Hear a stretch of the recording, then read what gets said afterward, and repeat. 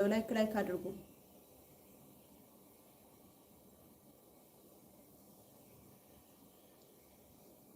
ላይክ ያደረገ ብስምላ ማታ ማታ እንደዚህ ቁጭ ብዬ ነው የማድረው።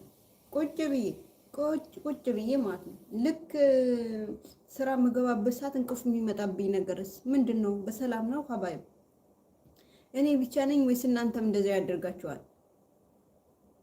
የምሳሌ ከነጋ ነው የተኛሁት። ከነጋ እስከ 8 ሰዓት ጠዋት እንቅልፍ እምቢ ብሎኛል ስገለባበጥ ማለት ነው። ከዛ በኋላ የት እንደወሰደኝ የት እንዳሻገረኝ የትኛው ጉድጓድ እንዳስገባኝ አላውቅም።